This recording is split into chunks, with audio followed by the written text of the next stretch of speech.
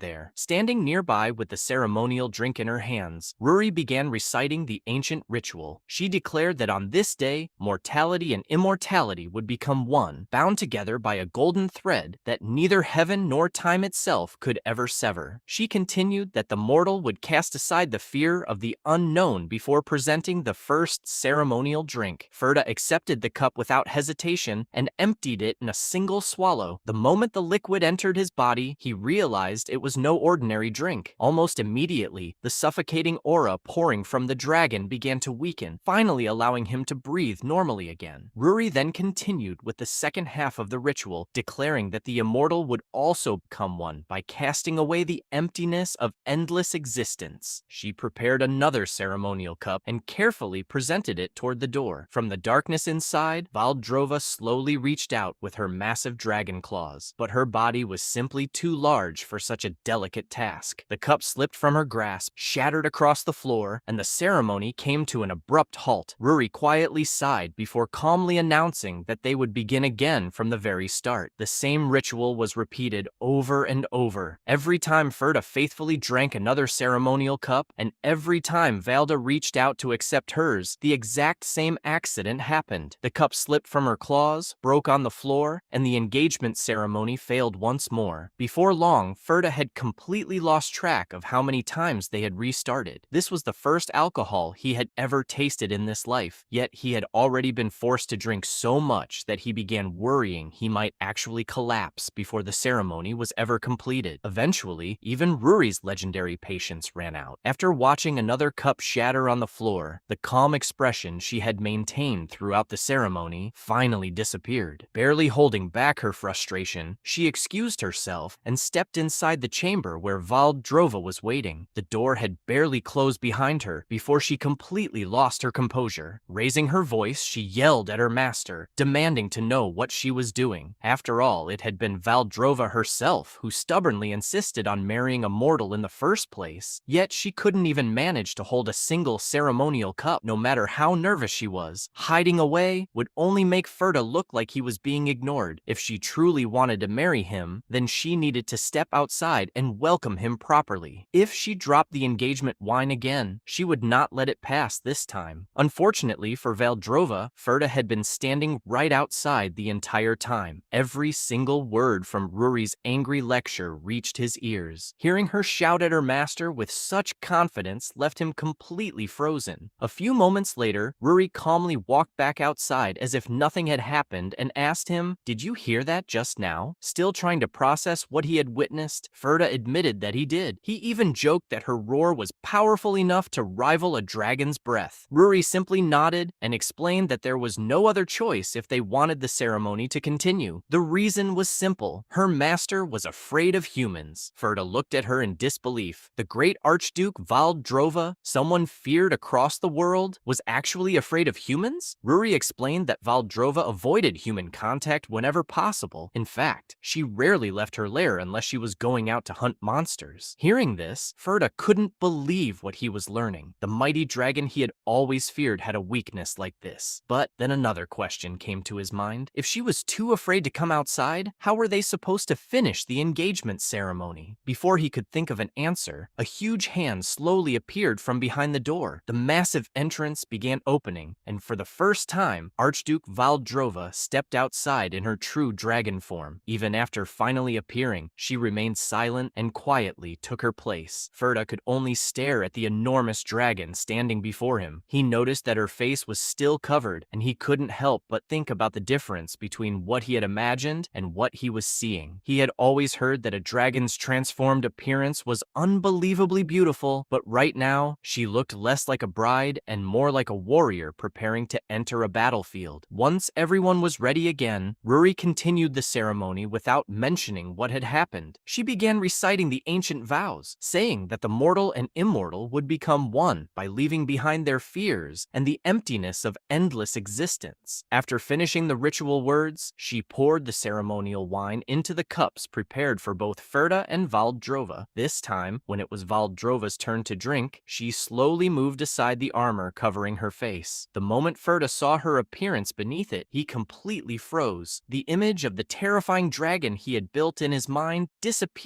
instantly. He couldn't believe what he was seeing. For a moment, he even wondered if the wine had affected him. The fear that had been controlling him was gone. Instead, he was looking at a woman who was far different from the monster he had imagined. The great Valdrova had gone through all of this just to marry an ordinary human like him. Ruri continued the ceremony and announced that it was now time for them to read the vows they had written for each other. Ferda looked down at the paper in his hands. After returning to the past, the words written there no longer felt the same, but after a short hesitation, he decided to read them anyway. He said that although Valdrova didn't know much about him, he already knew everything about her. Through the heart she had once given him, he had seen all the pain she endured. He had watched her get betrayed, framed, and misunderstood again and again. Yet despite everything, she continued carrying out her responsibilities with pride. She even accepted those who hated her without reason and refused to abandon the things she cared about. Because of that, Ferda made his vow. Just as she had once given her heart to him, this time he would give his heart to her, to his sovereign, and to the person who meant everything to him. After finishing the prepared vows, Ferda smiled and added one more thing that wasn't written on the paper. He said that it was truly an honor to become engaged to such a beautiful woman. Even after hearing those words, Ruri's expression remained calm. She simply nodded and announced that it was now time for the bride's vows. However, before she could finish speaking, something unexpected happened. Valdrova suddenly stood up. Without saying a single word, she turned around and quickly returned behind the door. Both Ferda and Ruri were left speechless by her reaction. For a few seconds, nobody said anything. Then Ruri smiled and calmly announced that the engagement ceremony was complete. From behind the closed door, Valdrova's embarrassed voice could be heard. She apologized and asked if she could remain hidden inside her room for the next 3 days. Hearing this, Ruri walked inside with a huge smile on her face. She praised her master for making such a perfect move against that arrogant man. According to her, this was proof of Valdrova's true dragon-like elegance. She laughed while saying that her master must have planned everything from the beginning, because even she had been fooled by that unexpected retreat. With that single move, Valdrova had taken complete control of the situation. Valdrova looked completely different from the Archduke everyone feared. Instead of her usual calm and powerful expression, her face was bright red, and she couldn't even bring herself to look at anyone after hearing Ferda's confession. After a while, she quietly admitted that she had actually prepared her own vows. She wanted to welcome her fiancé properly and say the words she had written herself. Hearing that, Ruri looked confused and asked why she didn't say them then. Valdrova lowered her head and explained the reason. The moment she looked at Ferda, she couldn't think of anything. His eyes felt like they could see right through her, and his calm voice made it even harder for her to stay composed. All the words she had prepared disappeared, leaving her unable to say a single thing. Ruri sighed after hearing that. She admitted that even her own mind was starting to go blank from watching this happen. But then her expression became serious. She apologized for bringing up such a topic on a happy day, but she told Valdrova that she needed to be prepared for disappointment. Confused, Valdrova asked what she meant. Ruri explained that Ferda was now officially her fiancé. Since he would be acting as the Archduke's representative and managing the Eastern Territory, he would also hold great authority. But humans often changed after gaining power. She reminded Valdrova of what happened with the Third Imperial Prince in the past. Ruri apologized for bringing back painful memories from many years ago, but she believed this was the most honest advice she could give. Valdrova remained silent for a moment before answering that she understood. Mortals were destined to disappear one day. Perhaps it would be better to bury this unfamiliar feeling before it became something she couldn't control. Although her words sounded calm, there was a quiet sadness behind them. It felt less like she was telling Ruri her thoughts, and more like she was trying to convince herself. After the engagement ceremony ended, Ferda returned to his room and lay on his bed, staring at the ceiling. Even now, he still found it strange. He had really become become engaged to the great Valdrova. In his previous life, hatred had filled his entire existence. He had been so focused on revenge that he never had the chance to feel anything else. But this time was different. Ever since that moment, he kept thinking about it again and again. His red circle was reacting violently. A red circle that lost control could eventually destroy its own caster. But if someone learned how to control that unstable power, it could become an opportunity for unbelievable growth. Ferda had already reached the peak of magic once in his previous life. Returning there was no longer an impossible dream. A magic circle needed two things to grow: mana and mental strength. Right now, as only a first circle mage, his mana was still limited, but his mental strength was different. After reaching the level of an archmage once before, his mind was already strong enough. Looking at the wild mana inside his body, Ferda made his decision. He would control it. He carefully guided every bit of mana and forced the chaotic energy into the shape he wanted. Using Spellblower, he continued refining the power until the unstable mana began forming a new circle. Second circle. With this, Ferda had taken another step closer to her. 3 days later, Ruri visited him and immediately noticed the change. She couldn't hide her surprise when she learned that he had reached the second circle in only 3 days. She asked if red circle mages normally grew this quickly. Ferda simply answered that it depended on the person, but inside, he knew the real reason. The red circle had a dangerous side effect. Every time it created a new circle, it demanded a stronger emotional stimulus. Eventually, the strongest emotion that awakened the circle could become a permanent part of the caster's personality. In his previous life, that emotion had been hatred. Even after getting his revenge, he couldn't escape it. He kept searching for more things to hate because his circle had already been shaped by that feeling. Remembering that past only strengthened Ferda's determination. He would not allow the same thing to happen again. Not long after, Ruri guided him through the fortress and stopped in front of a large room. "This will be your office from now on, Sir Ferda. You will work here while serving as the Grand Duke's regent." Ferda entered the room and quietly looked around. Even though this was a dragon's fortress, everything inside had clearly been arranged with a human in mind. The details, the furniture, and the overall setup showed that Valdrova had put real thought into preparing a place for her fiancé. Seeing that, Ferda understood how much effort she had made for him. Without wasting time, he straightened himself and began his first duty as the Archduke's representative. The situation was clear. Valdrova's territory had been neglected for too long. However, after Ferda exposed Thessalos's crimes and displayed his head before the nobles, the other lords had become careful around him. With Ruri's help, handling the internal affairs would be much easier. His first move was to send letters to the lords he had met before. While watching him write, Ruri asked what he planned to say in his first official message. Ferda answered simply. He would tell them that from now on, they would be working together. Since he would be handling internal affairs as the regent, anyone who disagreed did not need to send a reply. He respected their decision. The letters were delivered throughout the territory, and the matter of the nobles was temporarily settled. Now Ferda could focus on the next major problem: the monsters. These creatures destroyed fertile land just by existing, and had caused countless deaths among ordinary people. Valdrova was constantly occupied with disaster-class monsters, but even someone as powerful as her couldn't eliminate every weaker monster spread across such a massive territory. Sitting in his office, Ferda considered the situation. The first thing he needed was capable people. When Ruri asked if he already had someone in mind, Ferda handed her a document filled with names. After making the list, Ferda and Ruri left the castle and started looking for the first person he wanted to recruit. While walking, Ruri looked at the paper again and still couldn't understand his choice. They had to personally search for their first candidate, and that person was some unknown scholar she had never even heard of. Their journey eventually brought them to Eskla, a famous city filled with scholars and students. As they walked through the crowded streets, Ferda explained that it made sense why Ruri didn't know him. The person on the list was someone who had not revealed his talent to the world yet. Ruri remained doubtful. She reminded Ferda that choosing the wrong person to handle government affairs could create serious problems. Looking at the list again, she asked if he had simply written down random names. Ferda calmly denied it and explained that although the list looked simple, collecting this information had taken him a long time. While saying that, he remembered remembered his past. This list was not originally made to find talented people. In his previous life, it was a list of people he wanted to destroy. He had studied their achievements and weaknesses because he wanted to find reasons to hate them and eventually take revenge. Back then, hatred controlled his thoughts, and he was always searching for another target. Now, looking back, he realized how unreasonable he had become. Those memories reminded him why he needed to be careful in this life and not become the same person again. As they continued walking through Eskla, a shopkeeper called out to them and offered some snacks. Ferda approached the stall and asked if many academy graduates visited the area. The shopkeeper proudly said yes, explaining that although his shop looked ordinary, he had been running it for many years. Hearing that, Ferda asked if he knew someone called the Messy Scholar. The shopkeeper laughed at the nickname and joked whether Ferda planned to turn his castle into a mess. He admitted that the nickname was well known, but because he was busy with his business, he couldn't remember every person who passed by. Before leaving, Ferda asked the price. The shopkeeper replied that 3 skewers cost 5 copper coins. While paying, Ferda noticed that Ruri had been staring at the skewers the entire time. Without saying anything, he bought them and handed them to her. Seeing her reaction, he smiled and said he never expected her to like this kind of food. Ruri quickly looked away and replied that she only bought them because they needed information. However, her expression made it obvious that she actually wanted to eat them. As they walked through the city, Ferda quietly looked at Ruri and thought about how different she was from what he expected. He once believed that someone who experienced as much as he did would lose their emotions completely, but Ruri could still show simple reactions and even get excited over something as small as food. When she noticed him looking at her, she misunderstood his reason and became slightly embarrassed, moving a little away from him. Without saying anything else, the two continued searching for their target.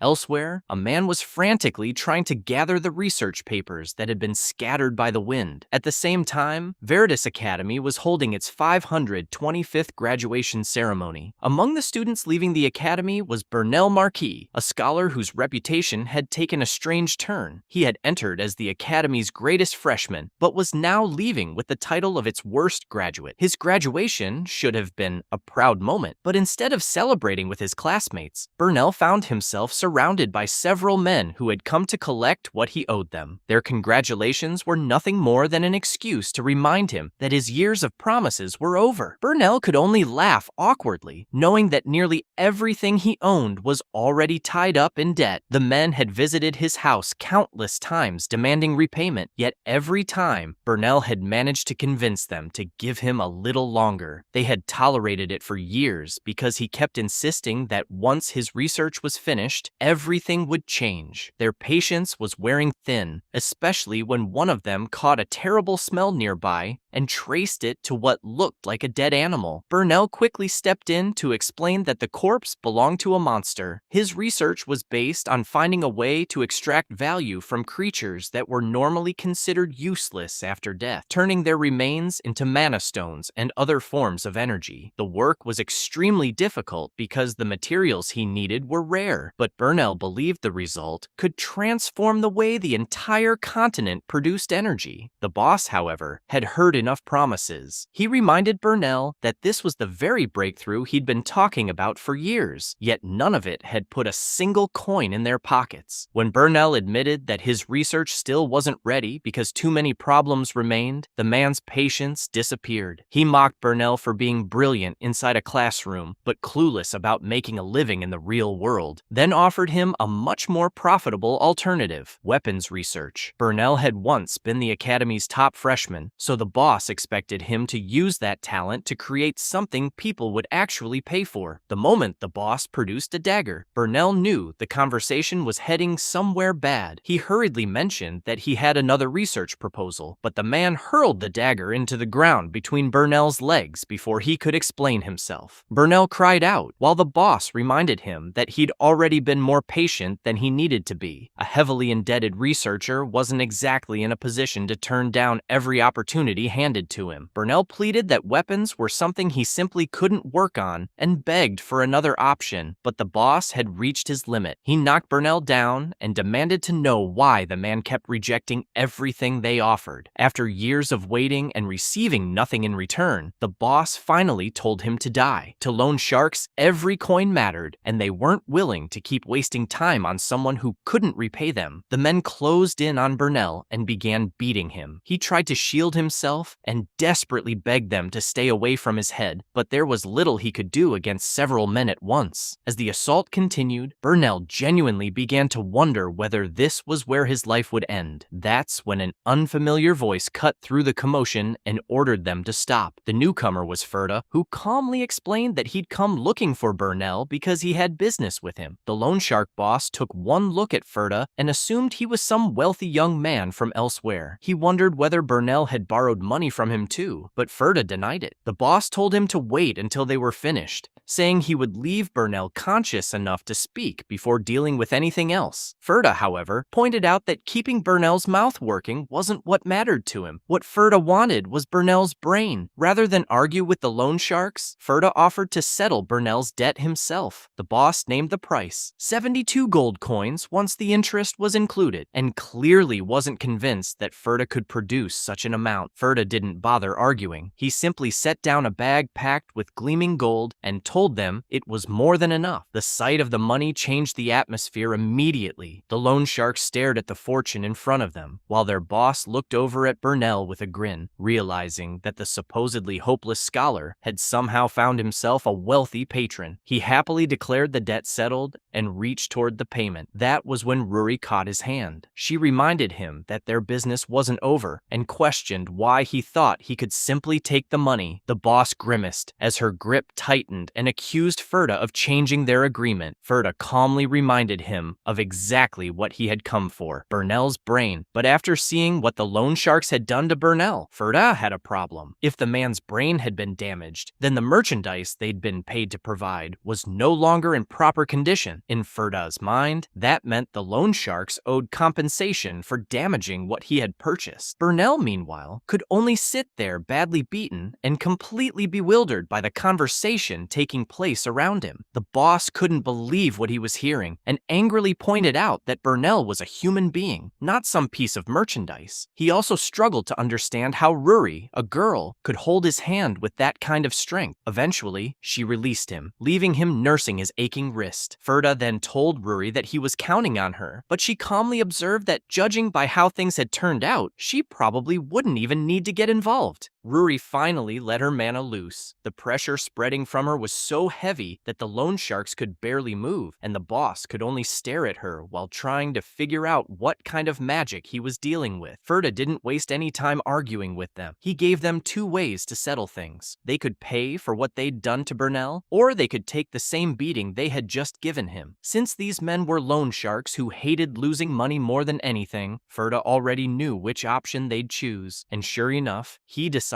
they would be paying their debt with their own bodies. Ruri then went through the group one by one, beating them down until none of them had the strength to resist. Their cries filled the area while she dealt with each of them, and before long, the men who had been acting so threatening earlier were scrambling to get away. Once the loan sharks were gone, Burnell finally had a chance to breathe. He looked at Ferda and Ruri and thanked them sincerely for saving him, admitting that he had no idea how he could ever repay them. He then introduced himself properly as Burnell Marque, the scholar known as the Messy Scholar, before asking Ferda who he was. Ferda gave him his full name, Ferda Drova. Burnell froze as soon as he heard it. He quickly knelt down after realizing that the man standing in front of him was the Grand Duke's husband and apologized for failing to recognize him. Ferda told him there was no need to apologize. Given the circumstances, it wasn't surprising that Burnell hadn't known who he was. More importantly, Ferda hadn't come there just to deal with the loan sharks. He had specifically specifically sought Burnell out because he'd heard about his research. That alone was enough to catch Burnell off guard. For years, people had treated his research like a useless obsession, so hearing that someone had actually taken an interest in it left him struggling to believe what he was hearing. Ferda explained that he knew Burnell was working on ways to make use of monster corpses. He also knew exactly where Burnell would have the best chance of continuing that work: the Far East. Monsters were everywhere there, which meant Burnell would have access to more research material than he could ever hope to find elsewhere. Ferda invited him to Castle Drova and promised to provide whatever was necessary for the research: materials, money, equipment, facilities. Burnell wouldn't have to worry about any of it, and Ferda wouldn't place unnecessary restrictions on his work either. Burnell was practically glowing after hearing that. Just moments ago, he had been getting beaten by loan sharks, and now someone was offering to give him everything he'd ever needed for his research. He became so excited that Rory quietly told Ferda she was starting to wonder if Burnell was actually sane. Ferda let Burnell enjoy himself for a moment before mentioning that there was one condition. If Burnell accepted all this support, then he would also have to develop weapons through his research. That was enough to bring Burnell back to reality. He refused straight away. He had no interest in creating weapons because, to him, weapons only existed to kill people and destroy peace. His goal had always been to keep the land peaceful, not contribute to another source of violence. Ferda understood where Burnell was coming from, but he asked him to look at the situation from another side. The monsters Burnell was studying weren't harmless creatures. In the Far East, even one of them could kill countless people. Ferda then told Burnell what life on the front lines was really like. Every 3 days, the Grand Duke herself went out to fight the giant monsters gathering there. Some of those creatures were powerful enough to wipe out a city like Eskla, yet she continued facing them directly, putting her own life at risk each time. Most people never saw any of this. They simply went about their lives, enjoying the peace around them without knowing what the Grand Duke had to endure to keep it that way. Ferda wasn't asking Burnell to make weapons because he wanted to start a war. He needed someone who could create something powerful enough to kill those monsters and take some of that burden away from the Grand Duke. That was why Ferda wanted Burnell. The same scholar everyone had dismissed as a failure was being offered a position as the chief researcher of Castle Drova. Ferda even handed him an official appointment letter to prove that he was serious. Burnell stared at the document, unable to give an answer right away. The offer was everything a researcher could dream of, but he still couldn't shake the feeling that creating weapons with his own hands went against everything he believed in. Still, this would only be the beginning of Burnell's story. The scholar who had once been mocked for his research would eventually become known as Messi Burnell Marque, the genius whose work would help bring about the age of magical engineering. Ferda already knew how Burnell's story would turn out. The scholar who hated the idea of weapons would eventually become someone willing to fight a war himself if that was what it took to preserve peace. For now, though, there was nothing more Ferda could do. He and Rory left Burnell's home and headed back toward the palace in their carriage. During the ride, Ferda mentioned that Burnell still hadn't given them a clear answer. Rory pointed out that he probably needed some time to think, and Ferda wasn't worried about it. If Burnell decided to accept, he would come looking for them once he'd made up his mind. Rory, meanwhile, had other things on her mind. Ferda noticed she'd become rather fond of the snacks they kept finding during their travels. She was still working on a honey-glazed fruit stick, as she explained that she was only eating because she was hungry, especially with plenty of road still ahead. Their next stop wasn't going to be a casual visit either. They were searching for someone from the Red-Eyed tribe, a race whose eyes could dispel magic circles. That ability had made them the natural enemies of wizards, and over the years, they had been persecuted until the tribe was believed to have disappeared completely. Rory was surprised that anyone from that bloodline could still be alive. Ferda agreed that such a person could be extremely useful, although actually finding one wouldn't be easy. Someone from a supposedly extinct race would have every reason to stay hidden. Ferda checked how much money they had left for the journey, and Rory assured him that they still had enough to fill an entire cart. That was plenty for their next destination, Halim. The moment Ferda mentioned the city's name, Rory went stiff. Her face lost its color as she realized where they were headed. Halim had had a reputation for being a city built around corruption, pleasure, and all sorts of questionable entertainment. Ferda, however, had no intention of changing their plans. The person they were looking for was a gambler, so naturally, Halim was exactly where they needed to go. Not long after, they arrived at one of the city's casinos. Downstairs, men and women dressed in expensive evening clothes were gathered around green felt tables, while black and white-clad attendants moved between them. This wasn't some ordinary gambling hall. It was a private gathering for people with enough money to treat huge sums of gold like pocket change. At one table, a well-dressed man sat surrounded by several women, while an enormous pile of gold poker coins covered the surface. Then Ferda and Ruri appeared carrying an equally enormous box of their own. The sight of that much gold being brought into the room caused quite a stir. People began whispering about where they had gotten it and whether Ferda had brought his entire fortune with him. The amount was so ridiculous that some people realized it was close to what an entire territory could spend in a year. Ferda and Ruri took the box over to the wealthy man, who looked at them with curiosity. Ruri quietly pointed out that his eyes weren't red, but Ferda assured her that they had found the right person. The man soon figured out who they were looking for and introduced himself as Jed Swallow. Rather than asking why they were there, he simply invited them to sit down and play. New opponents were always welcome at his table. This carefree man was exactly the person Ferda had come to recruit. Ferda joined the game, and after a few rounds, he managed to beat Jed. Jed took the loss in good humor and congratulated him on the win. One of the women beside him, apparently his girlfriend, questioned why he hadn't taken the game seriously. Jed just laughed it off, saying that luck couldn't favor him every time. He even joked that perhaps he would play better if the woman beside him gave him a little encouragement. Watching him closely, Ferda realized that gambling wasn't really what interested Jed. Most of his attention was on the noble woman beside him and figuring out how to charm her. He had all the qualities that made nobles fond of him: an easy tongue, a handsome face, and surprisingly good sleight of hand. He carried himself like someone who had grown up surrounded by wealth. But Ferda also noticed another side to him. If things ever turned dangerous, Jed looked like the sort of man who would disappear before anyone could catch him. So Ferda decided he wouldn't give him that chance. They started another round. Jed casually remarked that the young master seemed to be getting better at the game, and Ferda admitted that he was having a good time. Jed laughed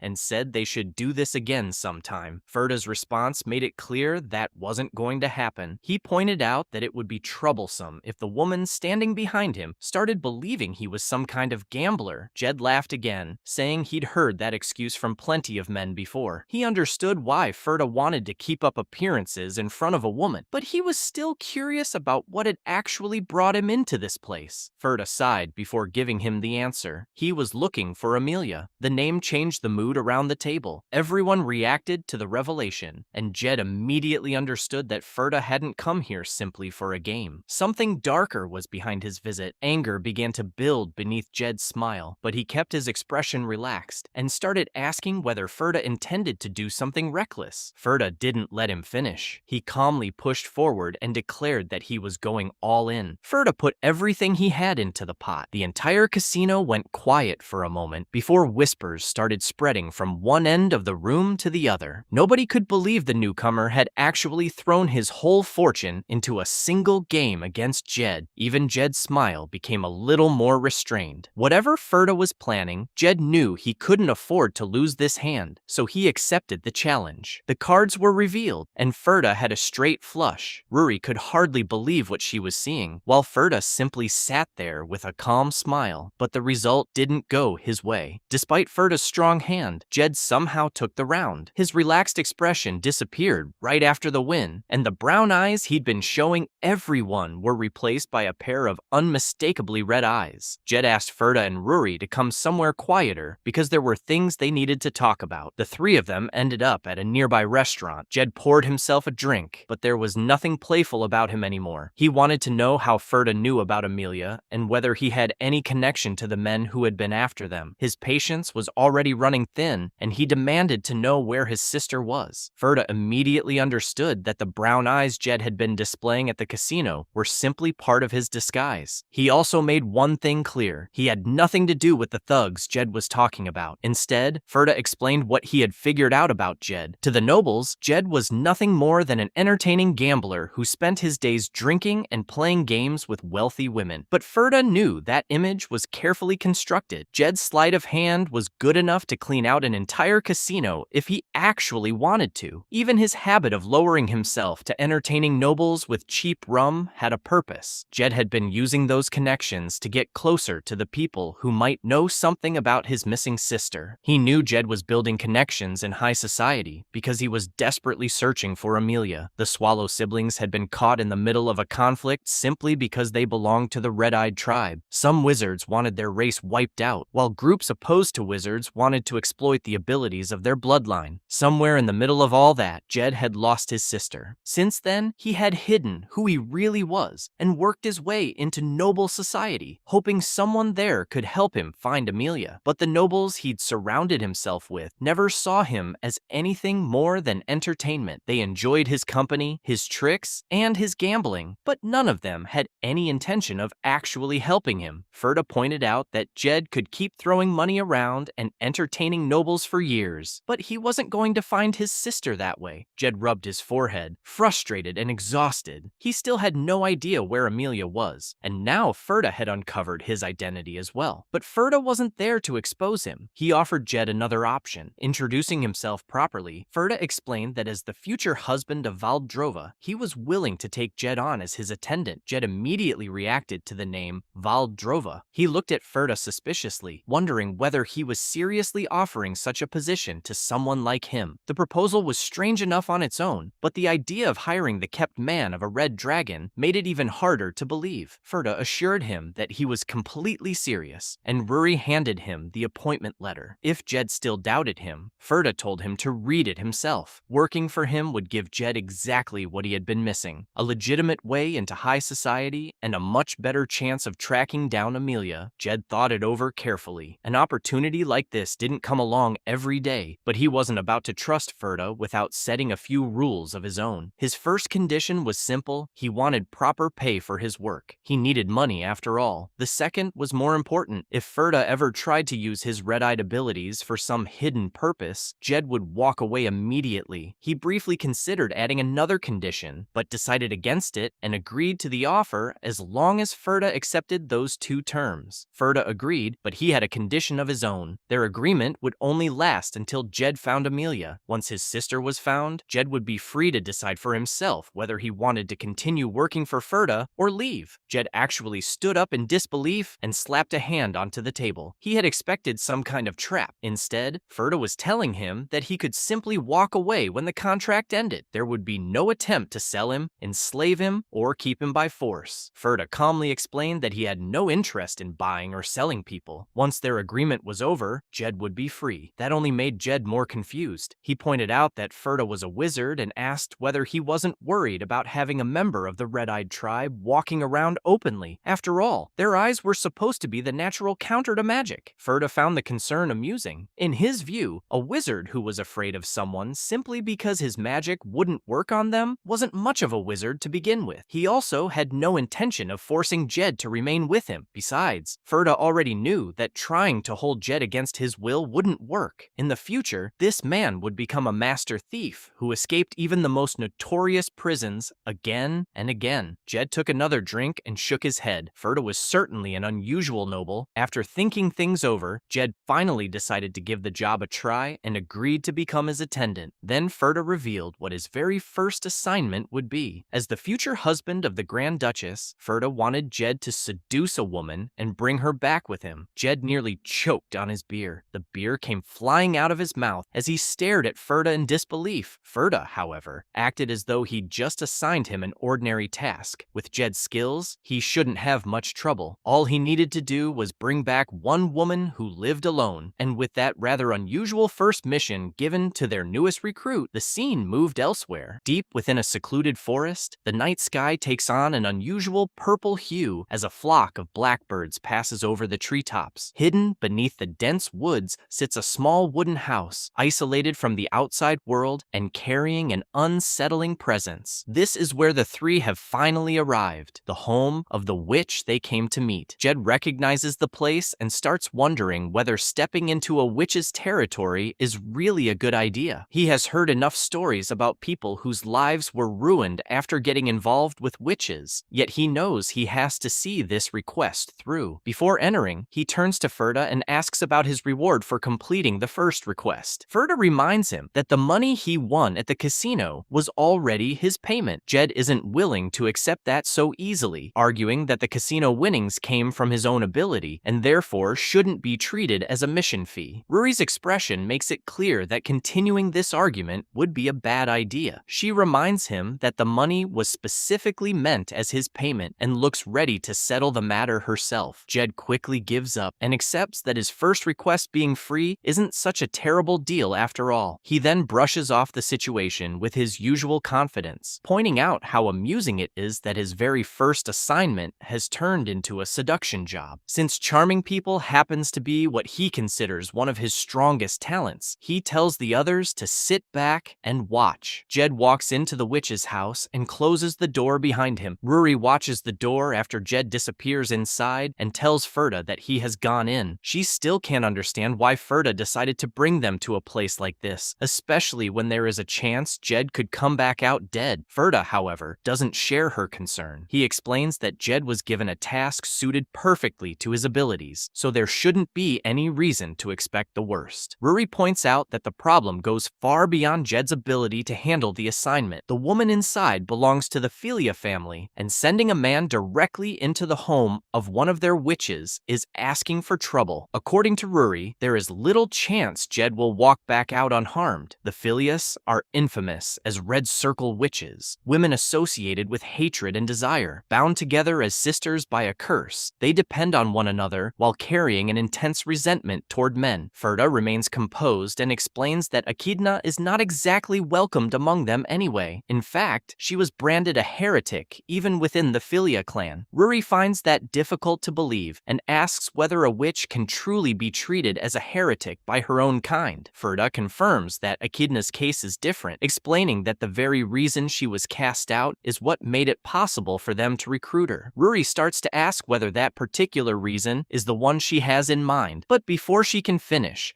the house door opens. Jed steps outside looking thoroughly worn out, and when he calls for Sir Ferda, even his voice sounds strained. He admits that the encounter ended much sooner than expected. According to him, Echidna became willing to cooperate because she was captivated by his appearance and said she would do anything for him. Even Jed seems unsure whether this outcome was really what they were supposed to achieve. The answer is standing right behind him. Echidna Philyas, the witch known as the Heretic of Fiaz, is holding on to Jed while staring at his handsome face with complete fascination. Her reason for being branded a heretic now becomes clear. Echidna has an overwhelming obsession with attractive faces, and when she notices Ferda, another handsome man standing nearby, her attention shifts toward him just as strongly. She becomes excited at the sight and even starts drooling, as though Ferda were some irresistible delicacy. Echidna happily welcomes Ferda and Ruri as well, delighted that her home has suddenly been visited by several handsome men and a lovely girl. The four of them settle down together inside the house. Echidna introduces herself with great enthusiasm and can hardly contain her happiness at having such handsome gentlemen and such a cute lady visit her humble home. Her excitement turns into delighted laughter, while Jed sits there struggling to process the bizarre behavior unfolding around him. Ferda doesn't waste time with the introductions and brings up the real reason for their visit. He addresses Echidna Falaz and tells her that he has heard rumors about a special golem she has been working on. The moment he mentions it, Echidna becomes embarrassed, clearly uncomfortable that someone has discovered her secret project. She wants to know how Ferda learned about it, but instead of explaining, he asks her to show them the golem. Echidna refuses at once, insisting that nobody is supposed to know about her creation. Ferda simply turns away and tells the others that there is nothing they can do if she refuses, meaning they will have to leave. That possibility is more than Echidna can tolerate. She realizes she is about to lose the chance to spend time with these beautiful visitors, people she feels she hasn't encountered in ages. Unable to let them walk away, she finally changes her mind and agrees to reveal the golem. Echidna leads the group toward her creation, but when they finally see it, the result is far beyond what they expected. Instead of having the ordinary appearance one would associate with a golem, the creature possesses an extraordinarily handsome face. Jed takes one look at it and points out that Echidna must have devoted an enormous amount of effort to making the face so attractive. Embarrassed by the observation, Echidna admits that the golem isn't finished yet. She then proudly explains that her goal is to create her own ultimate form of beauty before showing them the different details she has put into the creation. While Echidna is presenting her masterpiece, the golem moves right up beside her. Getting such a close look at its handsome face has an unexpected effect on Echidna herself. The woman who created it becomes captivated by her own creation, and her face turns red as she finds herself falling for the beauty she made with her own hands. Jed, Ferda, and Ruri are left standing there with no idea how to react to what they have just witnessed. Ruri, in particular, is still trying to make sense of the strange behavior and asks what exactly the golem had been doing just moments earlier. Echidna explains that the golem had not been moving toward her without reason. It had been observing her emotional state and deciding what kind of tea would suit her at that particular moment. Ruri finds this remarkable because an ordinary golem should never possess such an advanced level of learning or independence. This creation can recognize its master's mood, make its own judgment, and act according to what it observes. As they discuss its ability, the golem returns carrying a freshly prepared cup of tea for Echidna. She happily realizes that it must have sensed she was in a good mood and selected the drink accordingly. The tea is Darjeeling, a black tea originating from Darjeeling, India. Ruri watches the entire process and quietly tells Ferda that Echidna clearly isn't some ordinary golem creator. She then realizes that Ferda had known this from the beginning. Echidna's real specialty is something far rarer. She is a rune maker, one of fewer than 10 such artisans known across the entire continent. Runes form the foundation of magic circles, and while ordinary wizards can combine already existing runes to produce their spells, a rune maker possesses the ability to create the precise runes required for a specific purpose. That is the true extent of Echidna's talent. Curious about how someone with such an unusual ability ended up making golems, Ruri asks Echidna about it. Echidna explains with a smile that her red circle awakened because of her desire for handsome men. Ruri has no idea how to respond to such an explanation. Echidna continues, revealing that she had always wanted a boyfriend, but for some reason, she could never manage to date anyone. The other witch sisters had their own methods of dealing with men, but their approaches were far more frightening. Some would preserve living men as taxidermy, while others would destroy their minds and turn them into puppets. Echidna admits that she found those methods far too gruesome for her liking. Jed listens to this explanation while visibly trembling, clearly wanting no part in the practices of the other witches. Ferda, on the other hand, pays close attention as Echidna reveals what she did instead. Rather than finding a man, she simply used her rune-making talent to create herself a boyfriend. Ferda's expression changes when he realizes what she has accomplished. Even as an archmage, rune-making is a skill beyond his own abilities, yet Echidna had used it to create something specifically for herself. Despite how bizarre the purpose may be, Ferda recognizes that her talent could be extremely valuable for another reason. Echidna notices Ferda's reaction and wonders what he is thinking. Instead of explaining, Ferda takes out an appointment letter and presents it to her. He officially offers Echidna Falaz the second position as chief researcher, inviting her to accompany them to the Grand Duchess's territory and continue her research there. Echidna is thrilled by the proposal and accepts without hesitation, promising to follow them wherever they go. Her enthusiasm has a very simple reason. The new territory will apparently contain plenty of handsome men. For Echidna, that alone is enough to make the offer irresistible. With their newest member recruited, the group of 4 prepares to leave together. Ferda reflects on how far their recruitment has progressed. He has now assembled the research specialists required for the Grand Duchess's territory. Burnell will take responsibility for magical engineering, while Echidna will concentrate on her golem soldiers. With 2 such unusual specialists working on these projects, Ferda begins to believe that they may eventually reach a point where the monsters can be driven completely away from the Far East front line. Not long afterward, the 4 begin getting into the carriage. Jed happily bids farewell to the gloomy forest, pleased that their assignment has finally reached its conclusion. Before they depart, Ferda asks Echidna whether she has finished gathering all of her belongings. Echidna cheerfully assures him that everything has been packed properly. She has even prepared her luggage using subspace storage magic. Jed gives her an uneasy look and urges her to stop taking so long and get inside the carriage. Ferda Ferda, however, picks up on something important from what Echidna has just demonstrated. Anyone capable of using subspace storage magic must possess at least the abilities of a fifth circle witch. Along with that discovery, Ferda is once again reminded just how extreme Echidna's fixation on handsome men really is. For now, he decides it would be wise to keep a countermeasure close by, in case her obsession causes trouble. He then gives Jed and Echidna their next instruction. They are to head back to Valdrova's castle first. Jed can hardly believe what he has just heard. Echidna, meanwhile, reacts with even more enthusiasm at the idea of heading there. Jed asks Ferda why he isn't coming along with them, but Ferda explains that he will remain in the area and return the following day. Jed suggests that he should at least bring an attendant along, yet Ferda turns down the suggestion, saying there is no reason for it when he intends to return tomorrow anyway. Jed tries to persuade him not to leave them on their own, but Ferda has already made up his mind. Echidna is far less concerned about being separated from him. Instead, her attention is focused on the Grand Duchess's castle, and she excitedly wonders whether there will be more handsome men waiting there. Ferda casually points out that Jed will be there, at least. Echidna's face lights up with a grin, while Jed's mood takes a completely different turn. He can only stand there in fear, wishing that Ferda would take him along instead. The following morning, the scene moves to Ruri reviewing the list of people they still need to meet. She realizes that only one name remains, Halis Fabatus. For the first time, she recognizes someone on their list. Halos Fabatus is known as the Sage of Water, a man renowned for his wisdom and ability to perceive the essence of things. Despite receiving highly lucrative offers from the Argan Empire, he repeatedly rejected important positions they offered him. He is affiliated with nowhere and is regarded as an aesthetic wizard. Ruri explains to Ferda that someone like Hellas cannot be won over with wealth or authority, leaving her curious about how Ferda intends to convince him. Ferda's answer catches her off guard. He has no particular interest in the Sage of Water himself. According to Ferda, the man is merely connected to the thing he is actually searching for. The individual Ferda truly wants to find is someone who does not even have a name. With that mysterious statement hanging between them, Ferda and Ruri continue walking beside the river. A short distance away, they notice a blonde-haired girl quietly washing clothes in the flowing water.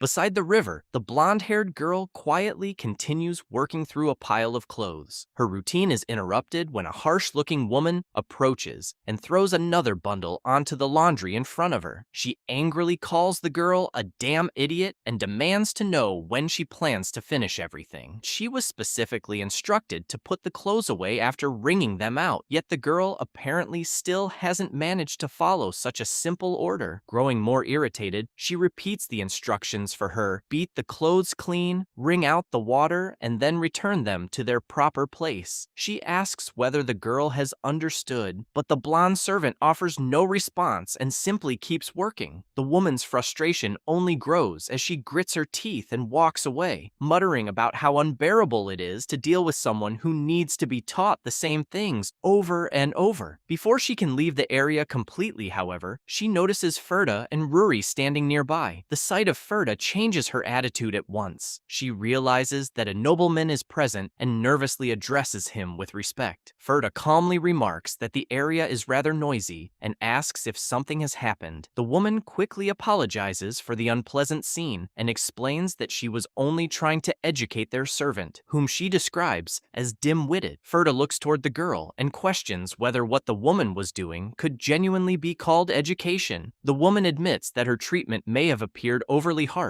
but insists that she had no other choice. In her view, the girl is too lowly and incapable of understanding anything unless she is taught through such severe methods. Ferda takes a moment to consider her explanation before pointing out a flaw in the instructions she had given. She had ordered the child to beat the laundry, wring it out, and put it away, but she had never actually specified where the clothes were supposed to go. With no further direction to follow, the girl had simply returned to the water and started the same process process again. The woman's eyes fall back on the laundry, and her anger returns when she sees the girl doing exactly that. She strikes the girl again and complains that she is repeating the same mistake. Her frustration spills out once more as she wonders why she has to explain something so obvious every single time. She argues that if the girl is human, then she should at least possess enough common sense to understand such a basic task. Ferda watches the exchange quietly before stepping closer and politely interrupting them. He then identifies what he believes is the real issue. The woman has been treating the girl as though she were a human being. The woman doesn't understand his point and asks what he means. Ferda explains that her expectations would be different if she stopped thinking of the girl as a person and instead regarded her as a tool. A tool isn't expected to make decisions on its own, so blaming it for failing to think beyond a given command would make little sense. The woman struggles with the idea and bitterly responds that if the girl were truly nothing more than a tool, she would have thrown her away a long time ago. She admits that the girl has a pretty face, but complains that despite that appearance, she cannot seem to accomplish even one task properly. Her irritation returns as she explains that she would have expelled the girl already if her own master hadn't personally entrusted the girl to her. Ferda then makes an unexpected proposal and asks whether she would be willing to sell the child to him. The woman is taken aback and asks if he genuinely intends to purchase her. Ferda reminds her that the girl's master placed the child under her care, which means she has been given the authority to decide what should happen to her. The woman hesitates, explaining that her master himself was the one who brought the girl there. Ferda tells her to think carefully about that fact. If her master personally brought the girl to her, could she really believe that he had done so out of simple charity or pity? The woman's expression changes as Ferda's words begin to sink in. He continues by reminding her that her master has now gained the title of the Sage of Water. With a prestigious position comes greater attention, and the more prominent someone becomes, the more visible even a minor flaw can be. Ferda suggests that this girl could eventually become exactly that kind of flaw. He then asks the woman to consider what her master's real expectation of her might have been. Her responsibility isn't merely to look after the girl, it is to prevent anything that could damage her master's reputation from becoming a problem. Ferda describes that kind of decisive protection as the responsibility of a genuinely loyal servant. The woman falls silent while considering his argument. Ferda then tells her to wait a moment and produces several gold coins. The moment the woman sees the money, her entire expression changes. She realizes that the amount is worth more than she could possibly earn through a lifetime of work, and her hesitation quickly gives way to excitement. Greed taking over, she eagerly asks Ferda what he wants her to do. Ferda assures her that the request itself is quite simple. He reminds her that words possess power, and in this situation, all he needs is for her to say the right thing. The woman immediately kneels beside the blonde girl and begins explaining the new situation to her. Even while doing so, she still insults the girl by calling her a damn brat and orders her to pay close attention. Then she delivers the first part of Ferda's instruction, telling the girl that from this moment onward, she is to throw away the name she has been using until now. The woman makes the transfer official by telling the blonde girl that the gentleman standing in front of her is now her new master. She orders the child to understand her new position and follow Ferda properly from now on. The girl quietly turns her eyes toward Ferda, who then asks her directly whether she accepts him as her master. She gives no verbal response, but Ferda doesn't wait for one. He declares that her silence is enough and confirms that the deal has been completed. With the transaction settled, Ferda turns back to the woman and says, "There is something interesting she should know." He asks whether she has ever wondered why her master left this particular girl in her care. The woman assumes the answer is obvious. As far as she knows, the child is practically a half-wit who cannot even speak, so she believes her master simply wanted to get rid of someone useless and left her wherever he could. Ferda tells her that she has misunderstood the situation completely. Hellas Phobetus is not the benevolent man she believes him to be. Behind that outward appearance, appearance is someone driven by greed, a man who will seize anything that could benefit him, regardless of what it takes. Ferdia then reveals the truth about the girl's presence there. Hellas never truly entrusted the child to them. He was hiding her. The woman struggles to understand what Ferda means and demands an explanation. Ferda tells her that the source behind the wisdom attributed to her master is actually the silent girl standing before them. He asks whether she could believe that this seemingly helpless child